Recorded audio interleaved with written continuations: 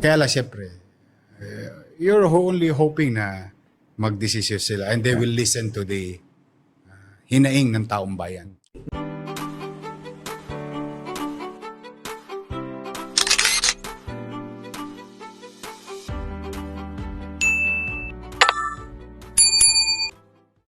Welcome back sa aking YouTube channel. Para sa mga first time lang po nanonood, please click po na yung JERIMIE'S TV, Manila. Anyway guys, wala nang pong bayad to, libre lang, tulungan na lang din sa kapwa mo. Alright? Thank you very much po. So, ang topic natin ngayon for today's video, sobrang pahiya dito. Si Mayora, si Chuwawa, at yung isang Crocs. Diba? Sinampal sila ng Katotohanan. So, dito guys, yung papakita nating video, itong Peanut Gallery Media Network na kung saan pinakita kung anong ginawa ni Yorme, lalo na yung kanyang legacy, di ba? Una yung sa pabahay, kung paano binago yung mga tao dyan, ang mga ayuda sa senior citizen, at yung krimen, kung paano binago ni Yorme.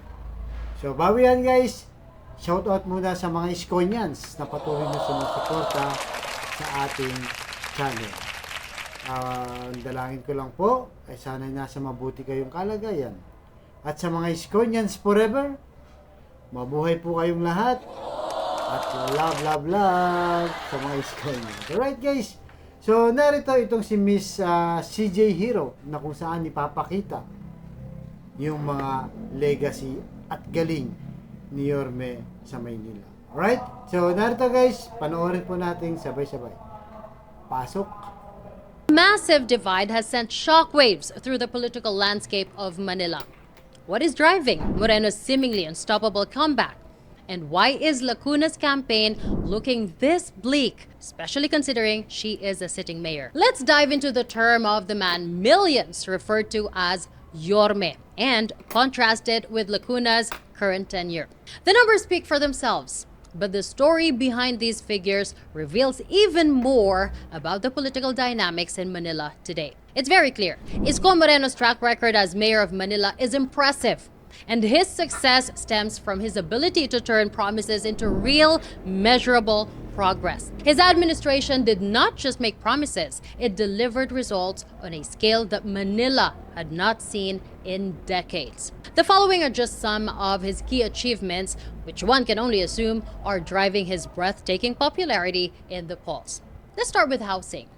Manila has long been plagued by overcrowded slums and informal settlements.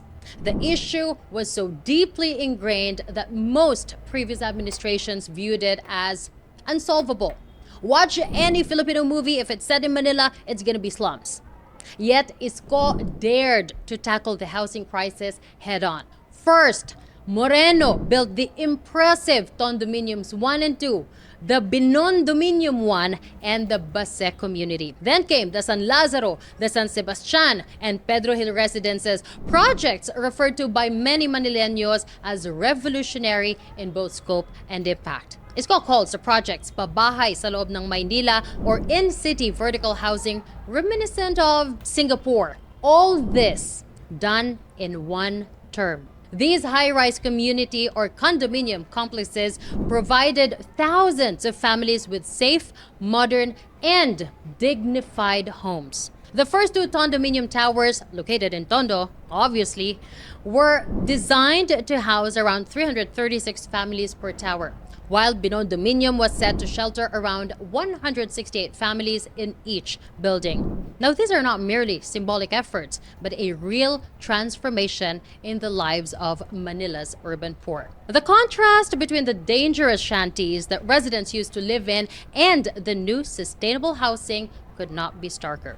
Let's now go to the second one, restoring public spaces. Another of Isko Moreno's most significant accomplishments was his historic cleanup of Manila's streets. I love this, particularly in chaotic and congested areas like Divisoria, Quiapo, and Blumentritt. For years, these areas were virtually synonymous with illegal vendors clogging the roads, disorder, and unmanageable traffic. Under Moreno's leadership, the clutter and chaos were replaced with order. He organized the vendors and cleared the roadways, making these spaces functional again. For instance, Divisoria, the city's major commercial hub, underwent a dramatic transformation that saw vendors relocated to designated areas, while traffic, once again, began to flow freely. This effort was not without controversy, of course. Critics accused him of being too harsh, but the impact, undeniable.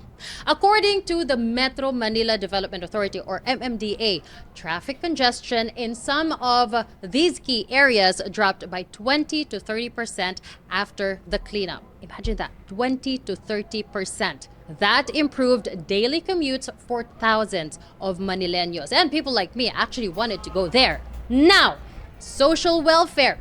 Moreno also focused on these, often overlooked by previous administrations, particularly the elderly. His Kalinga sa Matatanda program provided monthly cash aid, free medical checkups, and access to essential medicines to the city's senior citizens. This was a crucial intervention in a city where many elderly residents do not have pensions, not even access to adequate health care. Now, one of the standout elements of this program was its inclusivity. Beyond financial assistance, the initiative also provided employment opportunities for able-bodied seniors. Where in the Philippines do you see that? Maybe only in Manila. Many elderly citizens were employed as greeters in fast food chains and other establishments, providing them not only income, but also a sense of purpose and community. The results of this program were tangible. According to the Department of Social Welfare and Development, or the DSWD, over 100,000 senior citizens benefited from the cash assistance during Moreno's term, significantly easing the financial burden on their families. The families taking care of them. Now, let's go to crime prevention. Perhaps one of the most critical areas of Isko Moreno's leadership was in crime prevention and public safety. When he took office, Manila faced severe crime-related issues, from petty crimes with snatchings to organized criminal activity. It was chaos. His administration focused on reducing crime through a combination of law enforcement reforms, surveillance technology, and community-based policing. During his term, Moreno strengthened the city's law enforcement by, number one, providing better equipment to the Manila Police District, or the MPD, including new patrol cars, motorcycles, and surveillance drones. Now, this initiative, coupled with increased presence of police in high-crime areas, drastically improved the city's response to criminal activity. The numbers reflect this success as well. In 2020, Manila saw a 45% decrease in crime rate. This is significant, a very significant achievement considering the challenges the city faced. According to the Philippine National Police, the total crime volume in Manila dropped from 20,517 reported incidents in 2019. Take note, reported incidents, there's more, to just 11,231 in 2020, marking one of the most substantial crime reductions in recent years.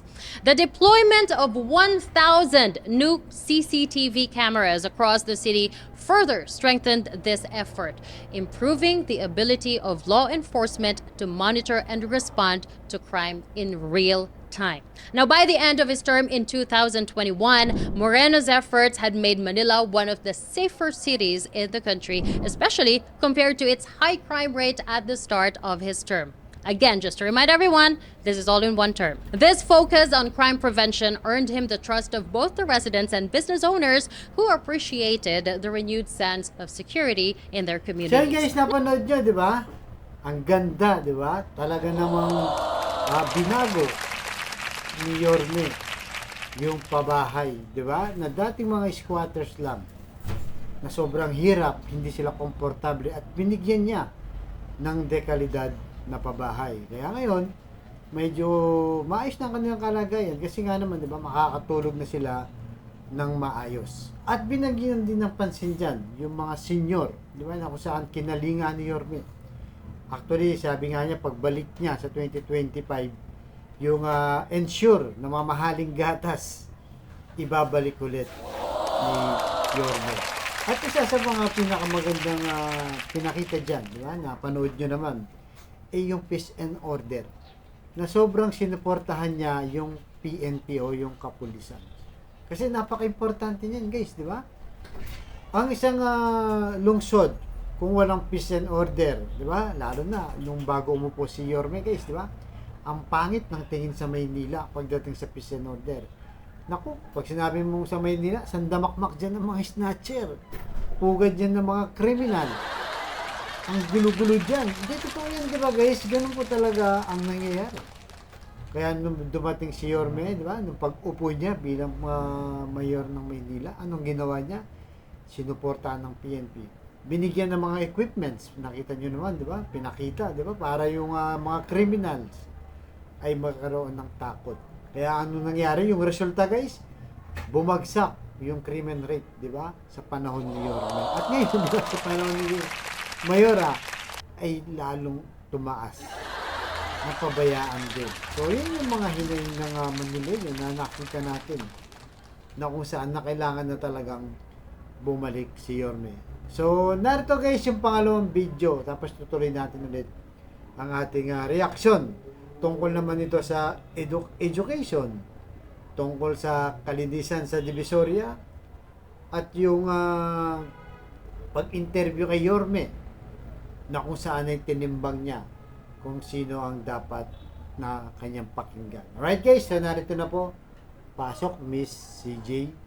Now let's go to education. Because, building a strong foundation for the future. Isko Moreno's administration also made tremendous strides in improving Manila's education sector, recognizing, of course, that the city's future depends on investing in its youth. Now, one of his landmark achievements was the construction of school buildings and educational infrastructure designed to accommodate the city's growing student population. One of the most significant projects was the building of the Dr. Alejandro Albert Elementary School. This is, of course, a multi-story modern school designed to provide students with an optimal learning environment. Now, the school can accommodate over 1,200 students, offering state-of-the-art classrooms, science laboratories, something I actually did not grow up with, and computer facilities, reflecting Moreno's commitment to modernizing education in Manila. Now, in addition to infrastructure, Moreno's administration launched the Galing ng Batang Maynila Scholarship Program, which provided thousands of deserving students with financial aid for college education. The program, of course, was a lifeline for underprivileged students, ensuring that financial constraints did not bar them or did not stop them from pursuing higher education. In the Philippines, we need a diploma to get a job. So that helped a lot of students. According to the Manila City Hall, the scholarship program benefited more than 10,000 students from 2019 to 2021, providing them with tuition support, stipends, and access to career development programs. It's a holistic program. Further solidifying his focus on education, Moreno also initiated the Learning in the City program, which distributed over 150,000 free tablets to public school students as part of his response to the pandemic's impact on education. Now, it hurts me to say this, but missed opportunities and growing discontent. While Moreno's accomplishments are well documented, Mayor Lacuna has struggled to build upon his legacy. This struggle is reflected in her dismal 8% polling figures, a stark contrast to Moreno's commanding 86%. Why is that? Number one, lack of continuity in public space reforms. One of the most significant criticisms of Lacuna's administration is the perceived unraveling of the progress made in cleaning up Manila's streets. Reports from local advocacy groups and media outlets have shown many areas once cleared by Moreno have started to fall back into chaos. Illegal vending, traffic congestion, and disorder have all returned to places like Divisoria and Quiapo, undoing much of the hard work that had been done. This backslide has frustrated many residents who had come to appreciate the order and cleanliness restored by Moreno. Now, the Manila Development Authority, again the MMDA, reports that traffic congestion in key areas has begun to rise again, with a 15% increase in vehicle delays in previously already decongested zones. Number 2, spike in crime. While crime rates saw a significant decline under Moreno's administration, they have slowly started to rise again under Lacuna's tenure. The PNP made this report.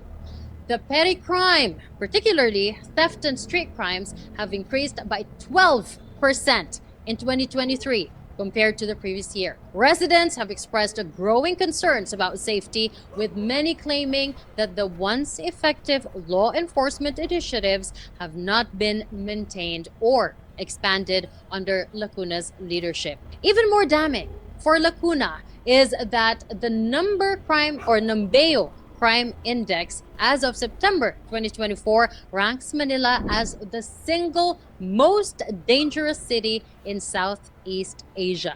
Of late, Lacuna had this to say. Very difficult on my end yung bayaran yung mga loans na yon. There have been a lot of complaints sa traffic, yung pangungutong. Unfortunately, napakarami po niyang binitawan na mga salita na hindi totoo. Hindi lang po pagpapapogi ito. I guess it does not take a genius to see why she's acting this way. If the roles were reversed and it was Lacuna surging ahead in the polls, one could assume that she'd be behaving in a vastly different way. I mean, I'm certain that outside the world of politics, Hari Lacuna is a very good, decent human being. She's actually very sweet. I've met her once. I love her. But the aggression and attacks, the need to run a negative campaign, the palpable desperation are all, well, at least by my humble estimation, the symptoms of a leader experiencing a deep fear as she feels her grip on Manila's mayorship slipping through her fingers. Well, in contrast, this is how Isko has been carrying himself throughout the campaign thus far.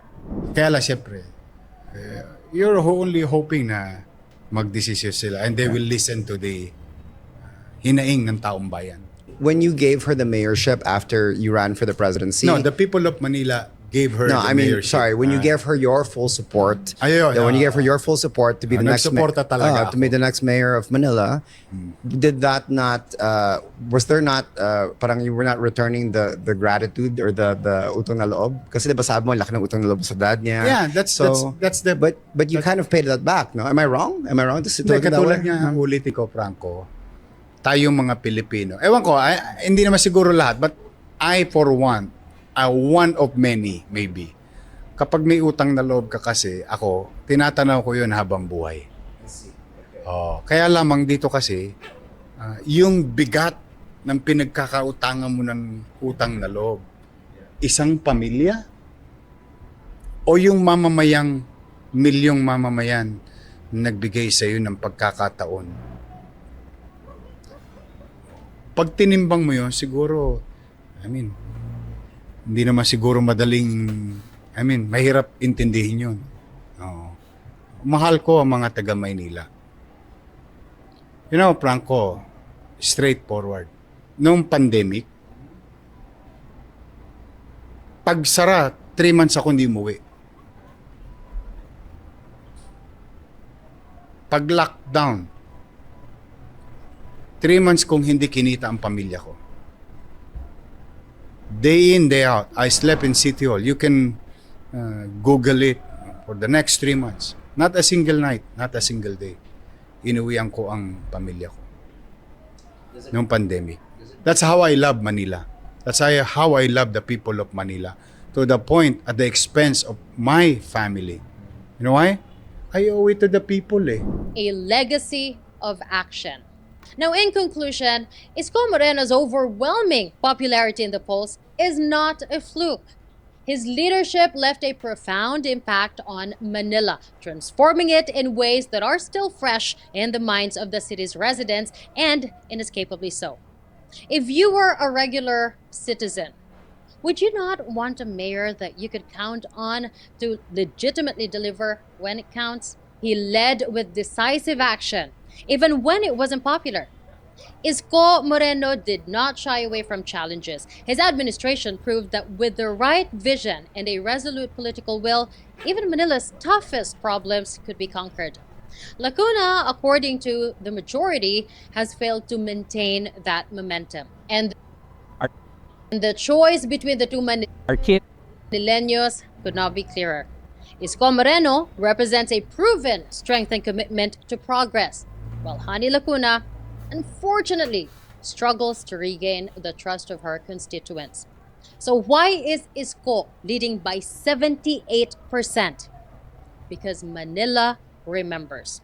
They remember a leader who put homes over slums, safety over chaos, and dignity over neglect. I am CJ Hero for PGMN. So yun guys, napanood nyo, di ba? Ah, grabe, di ba? Pahiyang-piya sila Mayora dyan guys. Sila Crocs, tsaka itong si Chuwawa. So di ba, sa ganda ng legacy na iniwan ni Yorme sa panahon ngayon guys, di ba? Binubulag tayo ng Team Lacuna. At pinapakita na yung mga ginawa niyan, di ba, ni Yorme ay sobrang napaka-importante pero sinisiraan nila. Di ba? Sa pabahay, anong sinasabi nila Mayora guys, di ba? Ano yun eh, nilinlang ni Yorme yan. Hindi naman red to oil yan, sabi nung isang Crocs, di ba? At ano kung sabi ni Mayora, ang hirap maningil dyan. Sa laki ng utang.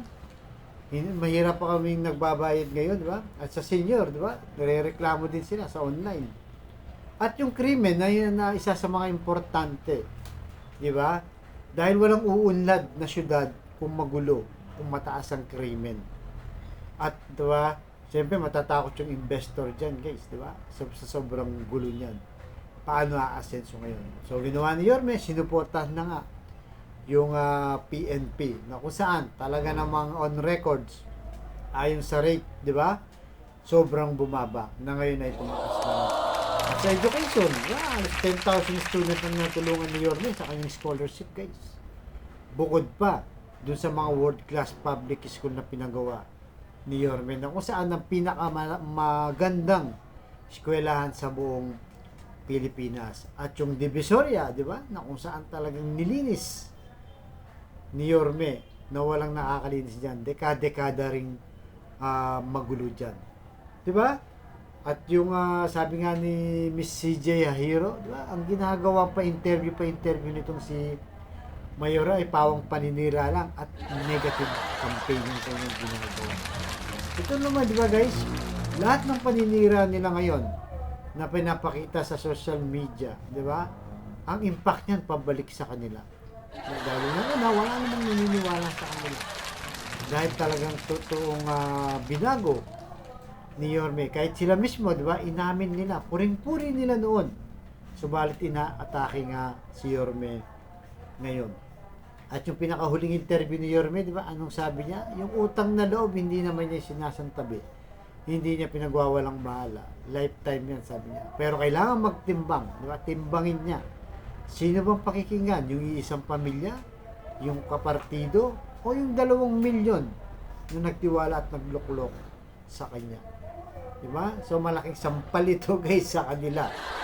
Napilit nilang pinapakitang pangit ang legacy ni Yorme. Kung saan on records, physical nakikita natin, di ba? Sobrang ganda ng legacy ni Yorme. So kayo guys, anong masasabi niyo dito, di ba? Pahiyang-pahiya sila, di ba? Na kahit na anong gawin nila, hindi nila maitatanggi, hindi nila maikukubli na sobrang ganda ang ginawa ni Yorme, na kung saan kailangan talaga natin silang palitan na. Tama na yung 3 taon, di ba? Para sa kanila binigay natin ng tiwala dahil in-endorse nga ni Yorme. Kailangan nang bumalik si Yorme para bumalik na ulit ang kagandahan, ang ningning ng Maynila. So alright guys, so huwag niyo pong kalimutan mag-like, share, and subscribe. Lalo na po yung comments nyo, napaka-importante niyan. Ipakita yung suporta sa comments guys, di ba? Para pag nabasa ng ibang makakapanood nito ay lalo nilang iboboto si Yorme. Lalo na yung mga bagong rehistrado at yung undecided pa na kung sino ang iboboto. Alright guys, so hanggang dito lamang po. Abangan nyo sa susunod kong vlog. Thank you very much. Pagpalain tayo ng buong may kapal. So Manila, God first.